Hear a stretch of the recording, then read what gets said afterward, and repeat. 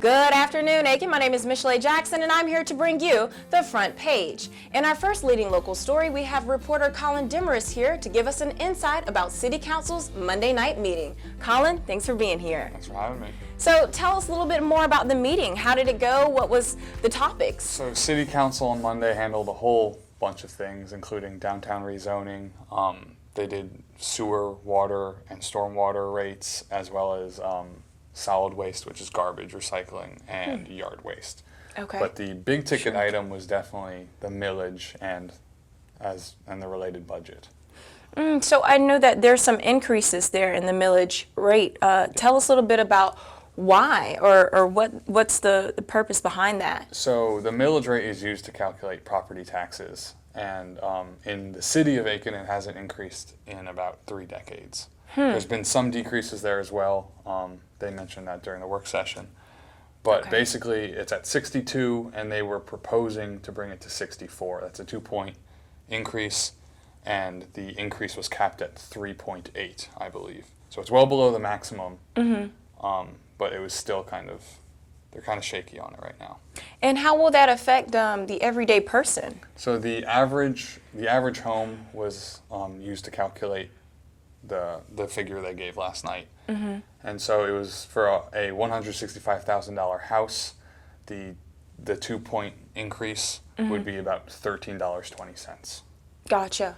And what are the pros and cons of raising the millage rate? One of the arguments made last night is that money has to be raised to maintain a level of service that City of Aiken residents have come to expect out of the city. Right. The first pro is obviously raising more money and being able to offer more things. Property taxes make up about 40% of the city's general fund budget, which is one of its main operating funds. Right. So the first obvious con is that you're raising taxes. Sure. Yeah. No one likes to hear that your taxes are going to get raised. Yeah. Stuart Beadenbow, the city manager, has said, a millage increase would be big news. That was included in the city council minutes. That's no one likes to hear tax increase. Yes, that's true. Also, the same night, like I said before, they talked about water and sewer rates. They talked about solid waste rates. There was a lot of stuff on the agenda that had to do with money. And I think there was some concern that there might be a little bit of overload there. Okay, Colin, so moving into the future, what can we expect to see? So City Council instructed city staff at the work session to kind of draft up other ideas for the budget for millage that would not include a millage increase. Okay. So that will be introduced in the near future.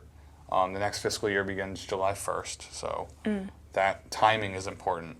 And then there's kind of an asterisk to all of this, because underneath it all is the Capital Project Sales Tax 4, which was approved in November, and essentially that's another tax that is throughout Aiken County.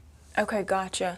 All right, well, we will be following this story. Thank you so much for your time, Colin, and we will be right back after a word from Crescent Automotive. Everyone's a welcome guest at Crescent Automotive. We're Aiken's Choice Award winner 4 years in a row. That probably has a lot to do with our low upfront windshield pricing and no additional processing fees. Remember, everybody drives Crescent. You should too. Welcome back, and Aiken tradition carries on. Celebrity Waiter Night took place Monday at various restaurants. This is the only fundraiser for Children's Place Incorporated's therapeutic child care program. USC Aiken men's tennis team makes history. The number 5 USC Aiken men's tennis team knocked off number 6 Wingate by a 4-2 score Monday morning, earning a spot in the Sweet 16 for the first time in the school's history. Mental Health Awareness Month is upon us.